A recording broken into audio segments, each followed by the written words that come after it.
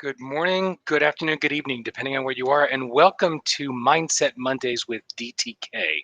This is episode number 140 in an ongoing series of live broadcasts designed for folk who already have a growth mindset or those who'd like to develop one, for folks who are committed to getting better at being who they are at their core, and not merely distracted by getting better at doing what they do. All right, so yes, the notification of this episode went out late. Seems that I got a little wound up on Wednesday and completely forgot to send out the notice. So we got folks that are trickling in this morning, and I'm looking forward to more folks joining in as we go. The playground today is shockingly about mindset. And sort of a twist on one of the chapters in the book, the idea of words create worlds. Our intention makes all the difference. That upon which we focus expands. So pay attention to where you're putting your attention, right? When we focus on something, we get more of it. We start to notice it. And it's not just that our brains are flipped onto it. Whenever you buy a new car, you start to notice all the other cars like that on the road, right? I remember 110 years ago when I got my first cell phone, all of a sudden, every car that drove past had a little cell phone antenna on the window. And it didn't matter that there were just a teeny fraction of folk who had cell phones at that point. It didn't matter. My attention was drawn to it, so it accumulated. I encountered more of it. And so it happens with your intention and what you're trying to create. So I think that Helen Keller made it as blazingly simple as possible. Avoiding danger is no safer in the long run than outright exposure. And here's why. Right. When we are focused on avoiding danger, it brings danger into focus. When we are focused on not losing, it brings losing into focus. Well, what happens when you flip the tables? I can't tell you how many times it was like, to watch a kid bouncing on the bed, it was like, don't get hurt. That's the first thing that went into my head. Doing the same kind of stupid crap that I did when I was a kid, climbing on the wet monkey bars on the top of the structure, all the same stuff that I did as a kid. My first reaction as a parent was, don't get hurt, don't fall. That brings into attention getting hurt or falling. There's a difference in saying it when you flip the tables to shift the energy and you say, you seek to create safety, you seek to create security, you seek victory. That which you focus on expands. So what if you brought that into focus? The reason avoiding danger is no safer in the long run than outright exposure is because you are focusing on danger.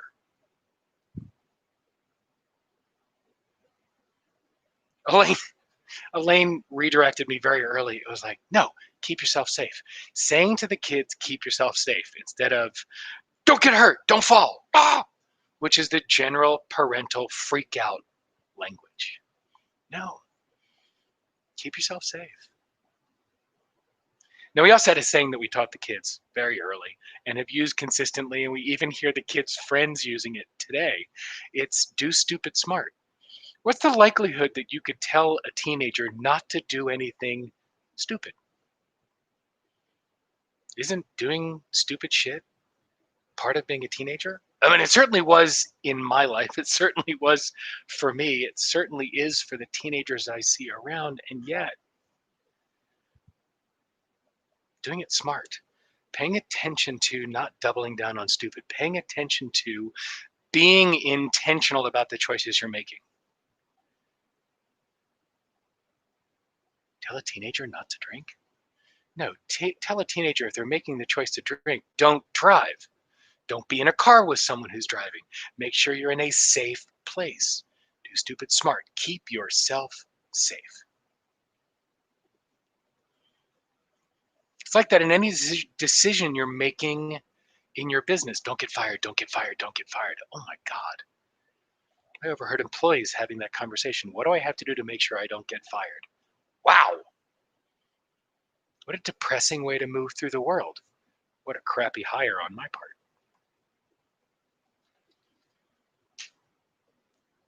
Even if it's just, what do I have to do to keep my job? What do I have to do to keep this position? What do I have to do for this campaign to be successful? I'm in marketing or outreach, not politics. I'll leave that out. What do I have to do for this initiative to be successful? Not how do I not screw this up? Oh my God, how do I not screw this up? Had a chance to overhear somebody interviewing prospective marketing firms, right? And I'm listening to them interview, and it's like, we have this brilliant opportunity in front of us. How do we not screw it up? How do we not blow the timing? How do we not miss the market? How do we? And it was always, how do we not? Not how do we take advantage of it? How do we? Oh my God, so many different positive ways they could have brought it up. Where are you doing the same thing?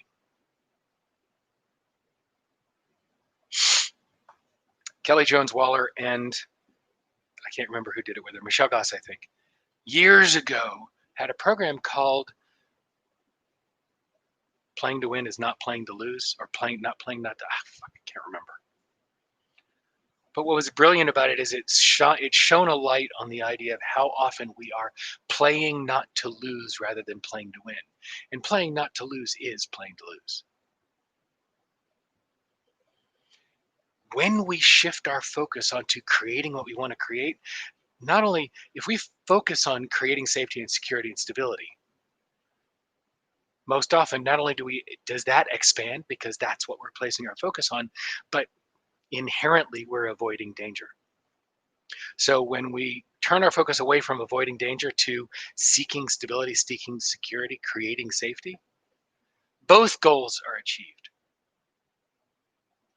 When we focus on avoiding danger, I think that's the piece I want to bring into focus today. Yes, it's going to go a little political. I've had several colleagues, Matt Chavlovich was one of them, who most recently posted about how often the conversation is about the candidate they don't want. I'm guilty of that. And it was an interesting conversation. One of the folks in a conversation recently said, I keep talking about the other guy, not so I can change the mind of the person I'm speaking to, but so that they can't change mine.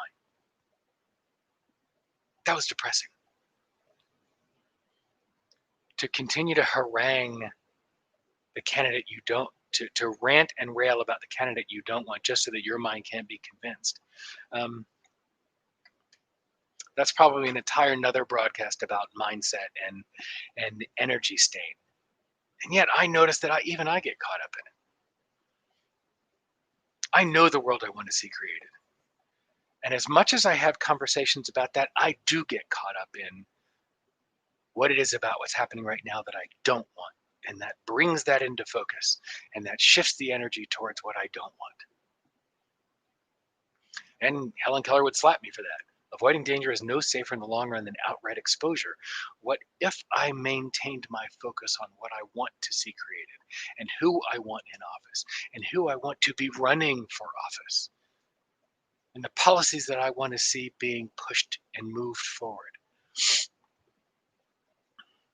It's challenging when the zeitgeist right now is so virulently negative, but it's not impossible. It's an opportunity to focus on the energy that we want rather than the things that we don't want. We put our attention on expands. So the place for folk to investigate this week, and really what I want you to put your attention is, where are you focusing on avoiding what you don't want instead of creating what you want? Where are you playing not to lose rather than playing to win?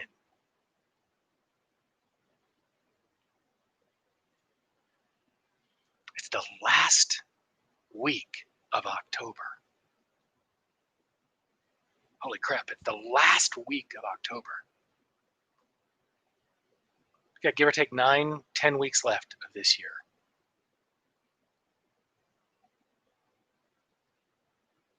Notice any scarcity thoughts that came up rather than opportunity or sufficiency or abundance. What can be created in these next 10 weeks? What can be created in these next 66 days?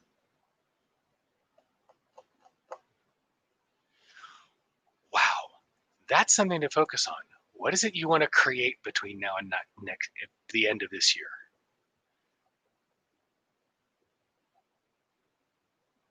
Yeah, Dwayne, thank you for making it really super clear. The visualization of your intention makes your intention materialize. It is that simple. So what is your intention for these next 66 days? Put your attention on that and decide what you want to see materialize. This is not about what you want to avoid. This is about what you want to create. It's an opportunity for the next 66 days to be in creation mode. Congratulations.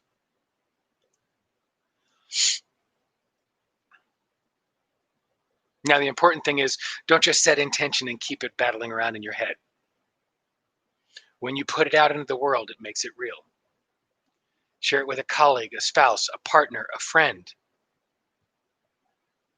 Make the declaration public. Put it on social media. Come to facebook.com/group/Mindset Mondays. Share your declaration there. What a powerful group of human beings to put your declaration out in front of other folk who are using mindset to shift their lens and shift their world. Declare what your intention is. If you keep it in your head, it doesn't have nearly the power. Things are created twice in this world, once in here and once out there. Both steps, created out here. So as always, please come to the Facebook group, share your thoughts and your experiences and your learnings, and come to Mindset Mondays with DTK.com. And I'd love to hear your feedback and reviews of the book. And between now and next Monday, what mindset will you